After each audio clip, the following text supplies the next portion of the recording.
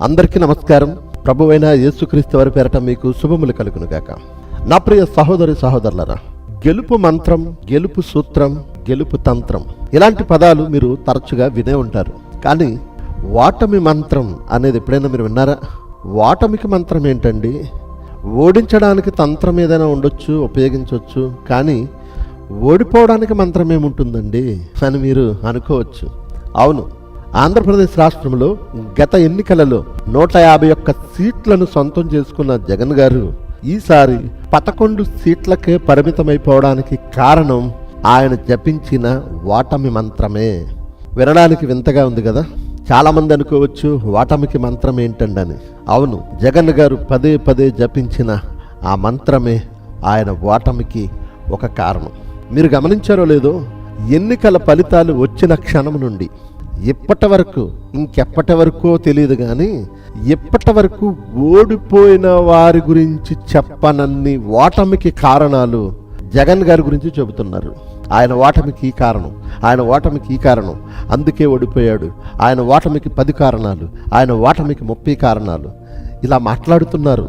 ఏ TV channel చూడండి, ఏ YouTube channel చూడండి, social media అంతా జగన్ ఎందుకు ఓడిపోయాడు, జగన్ ఎందుకు ఓడిపోయాడు, జగన్ ఎందుకు ఓడిపోయాడు, జగన్ ఎందుకు ఓడిపోయాడు, ఇంతగా అందరూ మాట్లాడుకోవడానికి.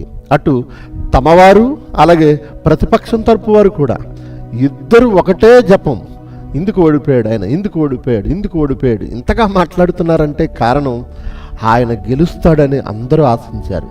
అవును కదా, అందరూ ఆశించారు. చివరికి గెలిచిన వారికి కూడా డౌటే, మేము గెలిచాము అన్న సంగతి. ఆ ఫలితాలు వచ్చిన ఆ క్షణం వరకు కూడా గెలిచిన వారికి కూడా జగనే గెలుస్తాడనే ఆలోచన ఉంది కదా.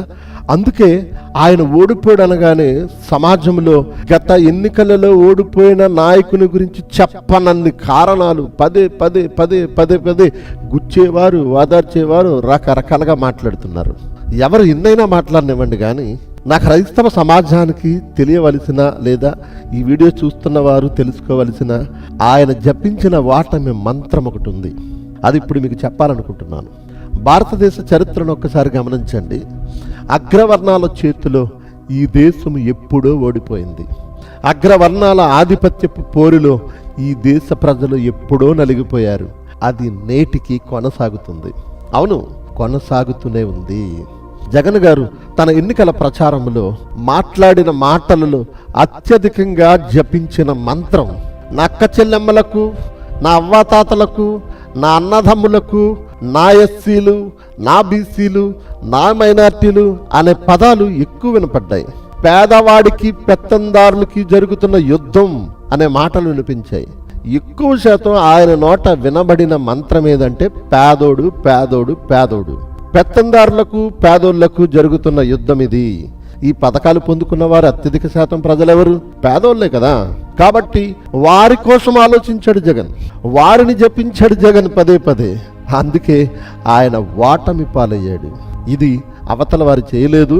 ఇంతకు ముందున్న ఏ నాయకుడు అలా ఆలోచించలేదు.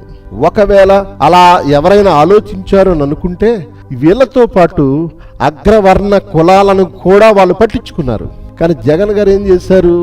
ఎప్పుడు పేదోళ్ళు బాగుండాలి, వారి కొరకు ఏదైనా చేయాలి. గవర్నమెంట్ స్కూల్స్ను డెవలప్ చేశారు, గవర్నమెంట్ హాస్పిటల్స్ను డెవలప్ చేశారు, అలాగే గ్రామాలలో సచివాలయాలు, ఇంకా ఎన్నో. వారి కాళ్ళ ముందుకు ప్రతిదీ తెచ్చి పెట్టాలని ఆలోచించాడు. కనీసం ఇల్లు లేనివారు, పూరిల్లు ఉన్నవారు, ఆ ఇంటిలో 2-3 కుటుంబాలు ఉంటే 1-2 కుటుంబాలకైనా ఇళ్ల స్థలాలు, ఆ ఇళ్ల స్థలాలలో పక్క స్లాబిల్లు, మరి ఇవన్నీ పేదల కొరకే చేయాలి అని అనుకున్నాడు ఆయన.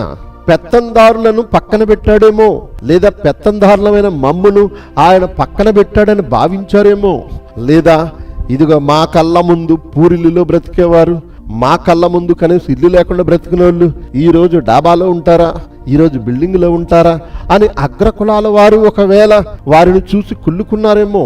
ఇక జగన్ మళ్ళీ వస్తే ఇదే పాట పాడతాడు, ఇదే మంత్రం జపిస్తాడు, ఇక మేమేమవ్వాలి, ఈ పేదోళ్ళు ముందు మేము సమానంగా కనపడాలా అని అనుకున్నారేమో. అవును, నేటికి లేదా ఈ కుల వివక్ష? ఇంకో మాట చెప్పమంటారా? అధికారికంగా వినబడిందో లేదో నాకైతే తెలియదు, కానీ నా చెవును పడింది. చాలా మంది అనుకోవడం నేను విన్నాను. విజయవాడలో అతిపెద్ద అంబేద్కర్ గారి విగ్రహాన్ని ఆయన స్థాపించాడు. నిర్మించాడు కదా, మీ అందరికీ తెలుసు. అప్పుడు అందరూ అనుకున్న మాట ఏంటో తెలుసా? పైన అమ్మవారు కింద కమ్మవారు ఉంటే మధ్యలో ఈ దళిత నాయకుడైన అంబేద్కర్ని తీసుకొచ్చి పెట్టాడు ఈ జగన్ అని మాట్లాడుకున్నారు. అలాగే తూర్పుగోదావరి జిల్లాలో జిల్లాలకు విభజించినప్పుడు కోనసీమ జిల్లాని డాక్టర్ బిఆర్ అంబేద్కర్ కోనసీమ జిల్లా అని పెట్టినప్పుడు అమలాపురంలో ఎన్నెన్ని గొడవలు జరిగాయో మనందరికీ తెలియదు కాదు.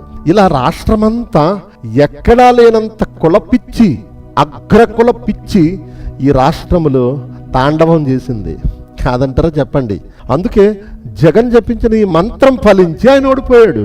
నా ఎస్సీలు, నా బీసీలు, నా మైనార్టీలు అన్నాడే తప్ప నా కాపు, నా కమ్మ, నా రెడ్డి, నా రాజు, నా బ్రాహ్మణ్ అనలేదండి ఆయన. అవునా కదా? అనలేదు. రాయలసీమ రెడ్డి సామాజిక వర్గానికి కంచుకోట. అలాంటి రాయలసీమలో వైఎస్ఆర్సీపీ జగన్ తరపు ఎమ్మెల్యేలు కానీ ఎంపీలు కానీ కేవలం 4 మాత్రమే గెలిచారంటే రెడ్డి సామాజిక వర్గానికి కంచుకోట అయిన ఆ రాయలసీమలో రెడ్లే తన కులపు రెడ్డి జగన్ గెలిపించలేదండి, ఓడించాలని చూశారు అని అంటే ఏం పెట్టుకుని ఉంటారు మనసులో? ఇదంతా చూస్తుంటే వారు ఎంతగా మనసులో పెట్టుకున్నారండి జగన్ జపించిన ఈ మంత్రాన్ని. తక్కువ కులాలకు చెందిన వారు కానీ పేదలు కానీ ఈ దేశంలో అభివృద్ధి పదంలోనికి వస్తే అగ్రవర్ణ కులాలకు నచ్చదు, వారు సహించలేరు. పేదవాళ్ళు గొప్పోళ్ళైతే తట్టుకోలేరు. ఈ దేశంలో ఇంకా కుల పిచ్చి తాండవం చేస్తుంది. ముఖ్యంగా ఆంధ్ర రాష్ట్రంలో బొసల కొడుతుంది. అందుకే జగన్ జపించిన ఈ ఓటమి మంత్రం ఆయన ఓటమికి కారణమైంది. మరి కూటమికి ఇలాంటి మంత్రాలేమీ లేవు. ఒకటే తంత్రం. ఏకమవుదాం, కూటమిగా వెళదాం, కూల్చేద్దాం అనుకున్నారు, కూల్చేశారు. జగన్ జపించిన ఓటమి మంత్రం ఫలించింది. ఆయన గొప్పగా ఓడిపోయాడు. తన మన పర భేదము లేకుండా అగ్రవర్ణ కులస్తుల ఆలోచనలలో జగన్ నలిగిపోయాడు.